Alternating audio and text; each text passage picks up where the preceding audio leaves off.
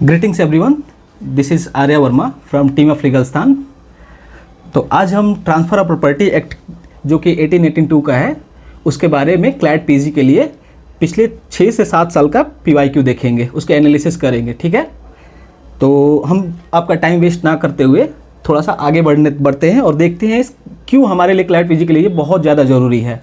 अभी आप ट्रेंड देखोगे तो 2020 से लेकर 2023 तक जब देखोगे आप तो बहुत कम वेटेज था इसका, लेकिन 2024 से 2026 का शिफ्ट जब देखोगे एकदम बूम कर गया है ये। पहले 2 से 4 क्वेश्चन जहाँ डिफिनेटिव पार्ट पे आते थे 2020 से लेकर 2023 तक, फिर अब जब 2024 से लेकर 2026 तक जाएंगे तो देखेंगे कि ये 8 से 10 क्वेश्चन, कभी 12 भी क्वेश्चन आए हैं, तो ये बहुत इंपॉर्टेंट बन जाता है इससे।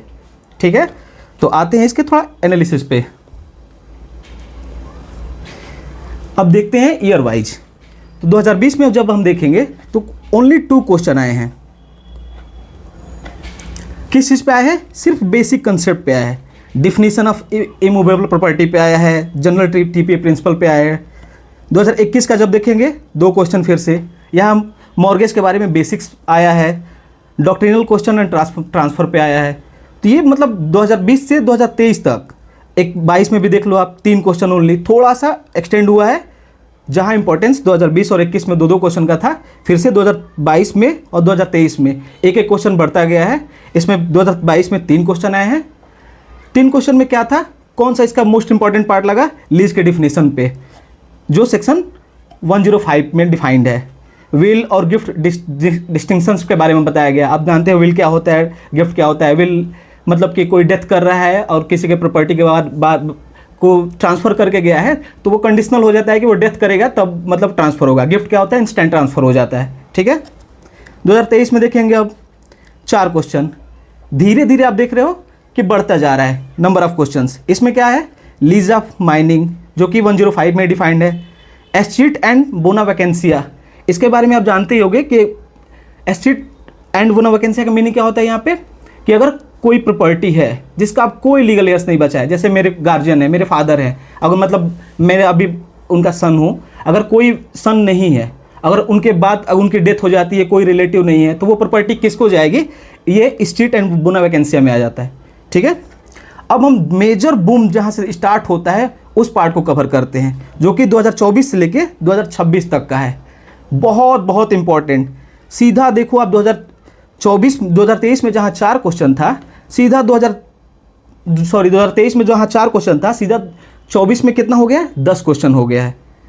एक बहुत मेजर लैंडमार्क इंपॉर्टेंट जजमेंट के थ्रू इस पैसेज के थ्रू इसको पूछा गया था, जिसका नाम है Suraj lamp versus state of Haryana का केस। इसमें जीपीए पूछा गया है, जनरल पावर ऑफ अटर्नी है, विल ट्रांसफ़र है। उसके बाद एक और इसमें पैसेज डाला गया था। आप जानते हो 2024 के बाद मतलब पैसेज बेस्ड क्वेश्चन होते हैं, जिसमें एक पैसेज में 5 क्वेश्चन होते हैं, तो ये 5-5 क्वेश्चन ऐड थे 2 पैसेज में। ठीक है, दूसरा केस कौन सा था इसमें? विट्ठल तुकाराम कदम। इन केस में क्या पूछा था? मॉर्गेज बाय कंडीशनल सेल के बारे में। ये सारे टर्म्स जो हैं अभी GPA, SA, will transfer, mortgage by conditional sale, हम जब पढ़ाना स्टार्ट करेंगे इसमें ये सिर्फ एनालिसिस है। जब हम पढ़ाना स्टार्ट करेंगे आपको इन डेप्थ एक एक पॉइंट को बताएंगे, एक एक सेक्शन, सब सेक्शन, उसके इलस्ट्रेशन, सब कुछ बताएंगे। ठीक है, अब आते हैं 2025 में। देख रहे हो सिर्फ एक क्वेश्चन कम हुआ, मतलब वेटेज अभी भी इसका है। जहां 2-3 क्वेश्चन पूछे जाते थे, अब सीधा वेटेज इसका कितना है? 2025 में 9 क्वेश्चन, 2024 में 10, 2025 में 9 क्वेश्चन। इसमें फिर से पैसेज आ गया, पैसेज केस के थ्रू आ गया। एनपी शशिधरन वर्सेस एनपी पुनम्मा का केस आ गया। इसमें क्या पूछा गया था? लॉ पॉइंट क्या था इस पे? गिफ्ट का, विल का, सेटलमेंट का। दूसरा पैसेज क्या पूछा था? State of Haryana versus Narvir Singh के बारे में। इसमें क्या रिलेटेड था law point? Mortgage by deposit of title deed. Clear? अब 2026 में देख लीजिए, जो आपको बहुत बहुत जरूरी हो जाता है क्योंकि प्रीवियस ईयर का ट्रेंड है ये। देख रहे हो 10 क्वेश्चन।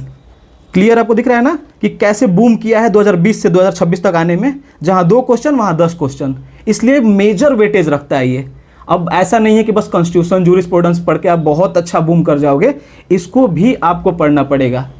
अब मार्केट में देखोगे बहुत सारे यूट्यूबर मिलेंगे जहां आपको बोलेंगे कि बहुत टेक्निकल सब्जेक्ट होता है, ये बहुत कॉम्प्लिकेटेड होता है, लेकिन आई विल एश्योर दैट कि आप बैच में एंट्री करो, जो कि हम 15 जून से स्टार्ट भी कर रहे हैं, और आप स्टार्टिंग के ट्रायल बस लेक्चर्स लो, फिर आप जज कर पाओगे कि कितना इजी और आसानी तरीके से आपको समझ में आ रहा होगा ये।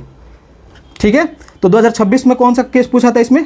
प्रकाश वर्सेस जी आराध्या का केस। इसमें क्या पूछा था? फिर से जो ऊपर जो दिख रहे हैं मॉर्गेज से चीज़ें जो रिलेट हो रही है, डायरेक्टली वही सब चीज़ें पूछी जा रही है। मॉर्गेज हुआ, लीज हुआ, गिफ्ट हुआ, विल हुआ, जीपीए हुआ, विल ट्रांसफ़र हुआ, कंसेप्ट सारा सेम ही है, बस पूछने का तरीका अलग है। जहां 2023 तक हम देखें कि डायरेक्टली बेसिक डिफिनीशंस पार्ट पे पूछता था, डायरेक्टली या तो इलिस्ट्रेशन पूछ देगा किसी सेक्शन का।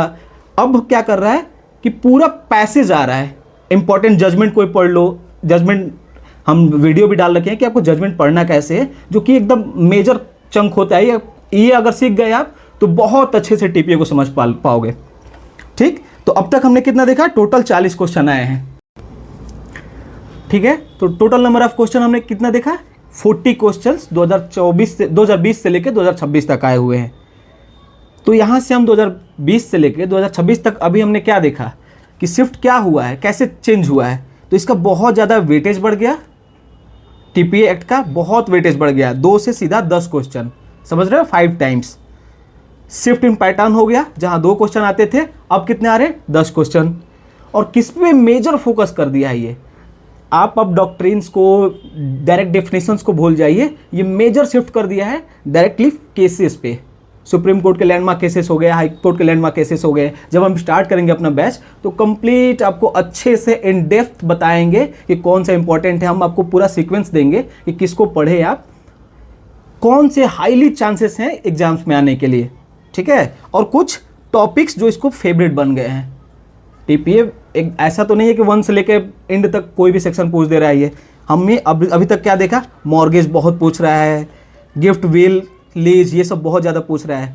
ठीक है, तो मेजर शिफ्ट टॉपिक पे भी किया है, और डिफिनेटिव पार्ट से लेके सब्सटेंटिव जिसको लॉ बोल सकते हैं, उससे सीधा प्रैक्टिकल पे आ गया है, केसेस पे आ गया है।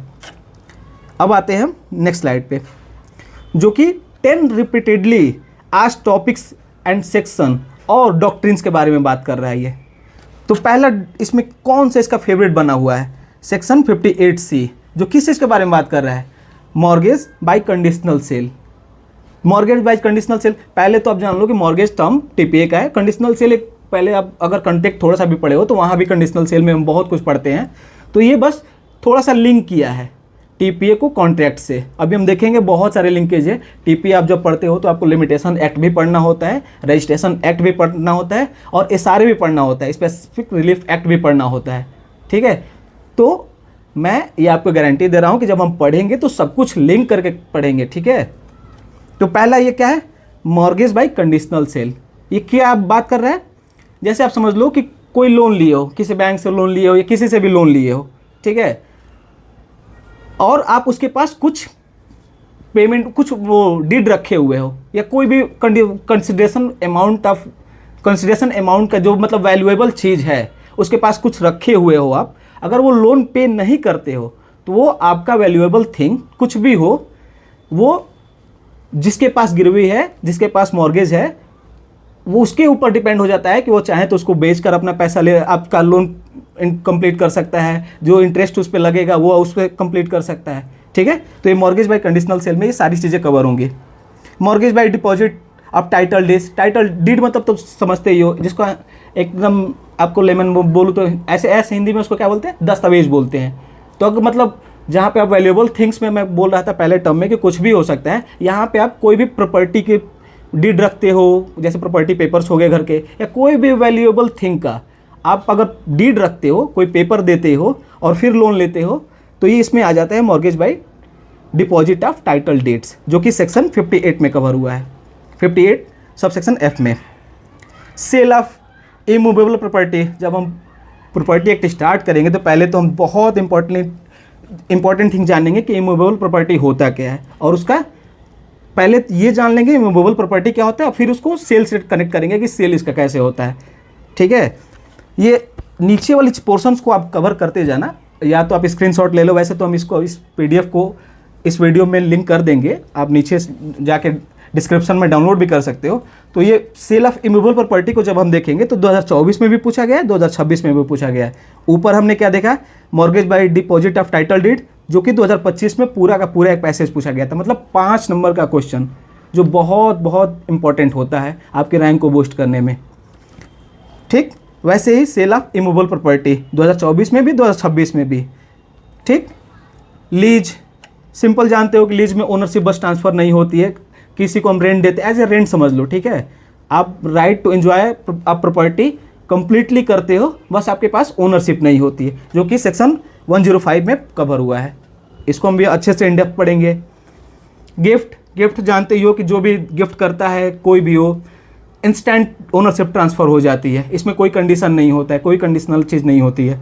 ठीक, डॉक्ट्रिन ऑफ पार्ट परफॉर्मेंस, बहुत ही इंपॉर्टेंट सेक्शन, बहुत ही इंपॉर्टेंट डॉक्ट्रिन, जो कि सेक्शन 53A में कवर हुआ है। ये क्या बात करता है, ऐसे एकदम लेमन छोटा सा आपको यहाँ डिफिनेटिव पार्ट बता दे रहा हूँ मैं, कि जैसे मैं किसी से प्रॉपर्टी खरीद रहा हूँ, मान लो A B से प्रॉपर्टी खरीदना चाहता है, B ने पूरा बोल दिया कि पहले 50% मुझे अभी के अभी इंस्टेंट पे करो और रजिस्ट्रेशन के बाद मुझे 50% पे करना।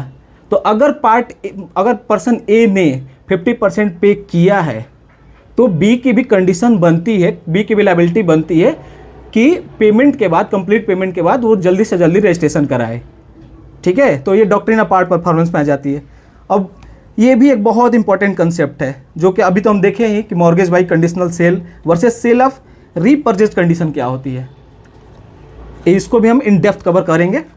ठीक है, अब आते हैं GPA, जो कि इसको GPA को शॉर्ट में यहाँ लिखा हुआ है, जनरल पावर ऑफ अटॉर्नी का ये कंसेप्ट बताया है, कंप्लीट बताया है। इसमें फिर विल ऑफ ट्रांसफ़र, जो कि मैंने अभी आपको ये केस बताया, सूरज लम बहुत एक डॉक्ट्रिन ही कवर किया था। तो जब हम बैच स्टार्ट करेंगे तो इसको भी हम इन डेप्थ में पढ़ाएंगे आपको। क्लियर, जो कि 2024 में पूछा भी गया था। यहाँ पे देख लो, आप अच्छे से इसको स्क्रीनशॉट में ले सकते हो या देख लेना कि test that immovable property can not legally be transferred through general power of attorney. Clear, तो ये इसका पूरा का पूरा एक कंसेप्ट ही है जो आपको हम अपने आने वाले लेक्चर्स में पढ़ाएंगे। राइट ऑफ रिडेम्पशन क्या होता है, जो कि सेक्शन 60 में कवर हुआ है। ये क्या है कि अगर मैंने किसी को, तो अब हम क्या देख रहे हैं, राइट ऑफ रिडेम्पशन, जो कि सेक्शन 60 में है। इसका क्या मतलब हुआ, रिडेम्पशन राइट वो है कि जैसे आपने किसी से लोन लिया है और आपने कोई डीड रखा है, कुछ भी अपना इंपॉर्टेंट वैल्यूएबल चीज़ रखा हुआ है, तो अगर आप लोन को और कोई अगर इंटरेस्ट भी है उसका, तो अगर पूरा पेमेंट कर देते हो, तो ये जिसने गिरवी लिया है या जिसने रखा हुआ है अपनी प्रॉपर्टी किसी चीज़ के लिए, तो उसका पास पूरी की पूरी राइट होती है उस सारी चीज़ों को वापस लेने के लिए। मतलब कि सारे डीड जो रखा है, अगर कोई भी वैल्यूएबल चीज़ रखा है तो उसके पास राइट होगी फिर से वापस लेने के लिए। ठीक है, तो ये राइट ऑफ रिडेम्पशन में आ जाता है, जो कि 2024 में पूछा भी गया है। अब आ जाते हैं 10th पार्ट पे। ये विल और सेटलमेंट और गिफ्ट के बारे में डिस्कशन करता है। ये डिस्टिंग्विशिंग टेस्ट है बस, जो कि 2025 में भी पूछा गया है, 2026 में भी पूछा गया है। अभी मैंने आपको विल के बारे में बताया कि जैसे ही मतलब डेथ होती है, कंडीशनल होता है कि डेथ होगी तो वो विल जिसके बारे में हुआ है उसके पास ट्रांसफ़र हो जाती है। गिफ्ट इंस्टेंट ट्रांसफ़र, ओनरशिप चला जाता है। ठीक है, तो यहाँ तक आपको क्लियर हो गया, यहाँ तक एनालाइज कर पाए कि कौन सा फेवरेट इसका टॉपिक चल रहा है। अब तक हम जितने भी एनालिसिस प्रीवियस 6 ईयर का देख रहे हैं, 6 to 7 ईयर का, वो एकदम प्योरली यही है जो TPA को बहुत वेटेज डाल देता है। ठीक है, अब हम आते हैं इस पे 10 इंपॉर्टेंट टॉपिक्स जो कि क्लैट PG का मोस्ट फेवरेबल है, जो हर बार ये पूछता है, या तो डायरेक्टली पूछेगा या तो इनडायरेक्टली पूछेगा। डायरेक्टली की डॉक्ट्रिन जैसे डायरेक्टली आपको पूछ दिया, या अगर नहीं भी पूछा डायरेक्टली तो आपको केस के थ्रू पूछेगा। ठीक है, केस के थ्रू क्या होगा कि कोई अगर सेक्शन में कोई इलस्ट्रेशन दिया है, उस पर कोई XYZ ABCD नाम करके दे देगा और आपसे क्या पूछ लेगा, उसमें कौन सी डॉक्ट्रिन लगी है, कौन सा सेक्शन यूज हुआ है, या उसमें क्या हुआ था। ठीक है, तो पहला इसमें इंपॉर्टेंट टॉपिक बहुत कौन सा इंपॉर्टेंट है इसमें, definition of transfer of property. ये पहले तो ये ट्रांसफर ऑफ प्रॉपर्टी आप जानोगे, इसमें इमूवेबल प्रॉपर्टी के बारे में जानोगे। जैसे हम सेक्शन 3 को और 5 को कवर करेंगे अपने आने वाले फ्यूचर लेक्चर में, तो अब देखेंगे पहले कि कौन सी प्रॉपर्टी मूवेबल होती है, कौन सी इमूवेबल होती है। जैसे आप जानते हो कि लैंड के अंदर में कोई ज़मीन है वो इमूवेबल हो जाएगी, ग्रोइंग क्रॉप्स है, ये एक्सक्लूड इंक्लूड वाला सीन जो है वो आपको क्लियर सारे हम अपने लेक्चर्स में कवर करेंगे, ठीक है।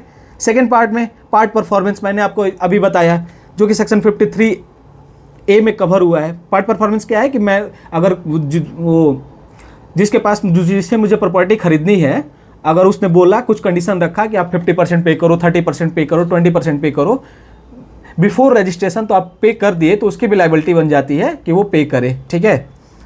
काइंड्स ऑफ मॉर्गेज, जो कि आपसे पूछा ही जाता है एटलीस्ट एक मॉर्गेज कौन सा है इसमें से। मॉर्गेज में सिंपल मॉर्गेज जानते हैं, कंडीशनल, यूसुफ्रैक्चरी मॉर्गेज, इंग्लिश मॉर्गेज, ये सब आपको हम इन डेप्थ बताएंगे विथ लॉजिक, कैसे आपको याद करना है, विथ एग्जाम्पल कैसे आप सिंपली याद रख सकते हो, ठीक है। राइट ऑफ रिडम्पशन मैंने अभी कंप्लीट किया आपको कि रिडम्पशन राइट क्या है, कि अगर पे कर दिए हो, आपका लोन लिए हो या कुछ भी इंटरेस्ट वगैरह उस पर है, सब कुछ पे कर दिए हो, तो ये आपके पास राइट हो जाती है कि आप सारी चीज़ों को वापस ले सकते हो जिसके पास भी आप रखे हो। उसमें क्लॉज ऑन रिडम्पशन क्या है कि अगर कोई ऐसा कॉन्ट्रैक्ट है जिसमें ये आपको वापस लेने वाली, जो रिटर्न बैक का कंसेप्ट होता है, ये रिवर्स इंजीनियरिंग की तरह, कि वापस लेने वाले राइट में अगर कोई भी ऐसी आपके कॉन्ट्रैक्ट में मेंशन चीज़ें हैं जो उसमें रुकावट बन रही है, जो बैरियर क्रिएट कर रही है, तो वो वॉइड हो जाएगी। ये सिंपल ये बात करेगा, सेक्शन 60 में कवर हुआ है। फिर डॉक्ट्रिन ऑफ लीज पेंडेंसी है, तो आप शुरू से जानते हुए आते हो, ये फैमिली में भी पढ़े होगे, आपसे कॉन्ट्रैक्ट में भी पढ़े होगे, ठीक है। लीज पेंडेंसी क्या होता है कि अगर किसी प्रॉपर्टी पे पहले से कोई केस चल रहा है, तो जो भी पार्टी उसमें है, ना तो वो बेच सकता है, या मतलब प्लेंटिव ना बेच सकता है, ना डिफेंडेंट बेच सकता है। जैसे ए और बी का कंसेप्ट में समझ सकते हो कि दो पार्टी क्लेम करे कि ये मेरी प्रॉपर्टी है और इसका केस लंबे टाइम से चले आ रहा है या जितना भी दिन चल रहा है, तो उसके बीच में कोई पर्सन ये क्लेम नहीं कर सकता कि ये मेरी प्रॉपर्टी है और किसी थर्ड पर्सन को बेच दे। तो ये पॉसिबल कभी नहीं है, जो कि सेक्शन 52 में बहुत इंपॉर्टेंट हो जाता है। इसको भी हम इन डेप्थ कवर करेंगे।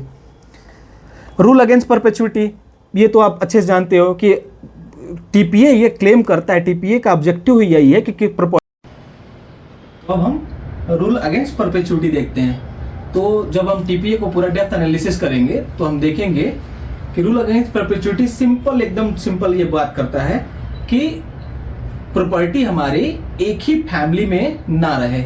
ए से बी के पास गया, बी से सी के पास गया, सी से डी के पास गया, ये सारे मतलब अलग अलग हेयर्स हों, इसके अलग अलग फैमिली हो। एक ही फैमिली में आप प्रॉपर्टी को ट्रांसफर करते इंडेफिनिट टाइम के लिए नहीं कर सकते हो। ये हमारा रूल अगेंस्ट परपेचुइटी हो गया, ठीक है। डॉक्ट्रिन ऑफ इलेक्शन क्या है, ये जो सेक्शन 35 में मेंशन है। तो डॉक्ट्रिन ऑफ इलेक्शन को जब हम थोड़ा सा डेप्थ में पढ़ेंगे, यहाँ पे छोटा सा आपको उसका हिंट दे रहा हूँ। तो जैसे हम अगर किसी प्रॉपर्टी को लेते हैं और उस प्रॉपर्टी पे जाने के लिए कोई पाथवे है, कोई रास्ता बना हुआ है, तो हम बस ये नहीं बोल सकते, और वो सिंगल एक पाथवे है कि हम प्रॉपर्टी बस लेंगे, उस पाथवे को नहीं लेंगे। या तो आप पूरा लो या तो मत लो, सिंपल है, बस इतना ही डॉक्ट्रिन ऑफ इलेक्शन, ठीक है। ऊपर मैंने आपको ये सारी चीजें बताई है, सेल कब होगा, गिफ्ट कब होगा, लीज कब होगा, लीज एंड एक्सचेंज, ये सारे हम इन डेप्थ में क्लियर करेंगे। एसेंशियल देखेंगे, इसके डिस्टिंक्शंस देखेंगे, ठीक। Doctrine of feeding by the grant estoppel, ये भी एक बहुत इंपॉर्टेंट सेक्शन है जो कि 43 में मेंशन हुआ है, ठीक है। अब आते हैं हम 10th टॉपिक पे, जो कि बहुत ये भी इंपॉर्टेंट है। ये तो आप कॉन्ट्रैक्ट में भी पढ़े होंगे, यहाँ पे भी इंटरलिंक है, तो ये मतलब सिमिलर ही चलता है। Vested and contingent interest. Vested मतलब हो गया कि जैसे मैं अपने, मेरे फादर है, फादर की जो भी प्रॉपर्टी होगी मेरे पास, पहले जैसे मैं बर्थ लिया तो वेस्टेड में आ गई कि फादर के बाद प्रॉपर्टी मेरे पास आएगी ही आएगी। कॉन्टिजेंट हो गया कि कुछ हैपनिंग पे आपको चीजें ट्रांसफर होगी या नहीं ट्रांसफर होगी। कॉन्टिजेंट कंटेस्ट हो गया, मतलब किसी चीज पे डिपेंड करेगा, ठीक। अब आते हैं हम इंपॉर्टेंट सेक्शन, जो कि टीपीए बहुत, क्लैट पीजी बहुत लाइक करता है इसको, जो टीपीए के एकदम कोर कंसेप्ट्स हैं, यही इंपॉर्टेंट है, बस इसी को इन डेप्थ पढ़ना है आपको। सारी इसके अराउंड में जितनी भी सेक्शंस मिलेंगे आपको, इसे इंटरलिंक ही मिलेंगे आपको, clear. Section 5 definition of TPA complete. Section 6 what may be transfer, मतलब किसको हम ट्रांसफर कर सकते हैं और कैसे कर सकते हैं, ये आपको बताएगा। स्पेशल शेयर सक्सेशन बार बताएगा ये, ठीक है। सेक्शन 14 बताएगा रूल अगेंस्ट परपेचुइटी, जो अभी आपको बताया। Doctrine of lease pendens section 52, section 53A doctrine of part performance, ये भी आपको ऊपर बता दिया मैं। 54, 58, 60, ये सारे सेक्शंस जो मैं आपको ऊपर अभी क्लियर करके आ रहा हूँ, ये इसके फेवरेट टॉपिक हैं जो आपको पढ़ना ही है, क्लियर है। तो एग्जाम इसमें टिप में जो यहाँ पे मेंशन किया हूँ, क्या क्या इंपॉर्टेंटली आपको पढ़ना ही है। अगर पूरा आप टीपीए नहीं पढ़ पा रहे हो तो ये सारे सेक्शंस को कवर करना ही है। हम लेक्चर्स में अपने सारे जो फ्यूचर में अभी 15 जून से स्टार्ट कर रहे हैं, उसमें इन डेप्थ एक एक सेक्शन को एक एक हर दूसरे सेक्शन से इंटरलिंक करके आपको प्रॉपर पढ़ाएंगे। ठीक है, कुछ इंपॉर्टेंट केसेस हैं जो अभी तक के जब ये हम 2020 से 2026 तक का पेपर को एनालिसिस किए, तो इस सेक्शन ये जो केसेस हैं बहुत इंपॉर्टेंट है जो आए हुए हैं। ठीक है, सूरज लंप अभी मैंने आपको ऊपर बताया कि ये बहुत एक डॉक्ट्रिन को ही पूरा डिफाइन करता है। ठीक है, कन्वर राज सिंह वर्सेस जेजो का केस 2024 का ये केस है, तो लैंडमार्क ही है। जो लेटेस्ट भी केस है जो आपको पढ़ना ही है नेक्स्ट एग्जाम के लिए भी। एटलीस्ट 5 ईयर प्रीवियस केसेस, उतना भी नहीं कर पा रहे हो तो 3 इयर्स तो एटलीस्ट कर लो, जो लैंडमार्क केसेस हैं। और मोस्टली उसमें भी देखो कि 3 जजेस बेंच प्लस हो या एटलीस्ट 3 जजेस बेंच हो। ठीक है, विठल ठाकुर तुकाराम कदम वर्सेस ये 2018 का केस है, ये भी लैंडमार्क केसेस है।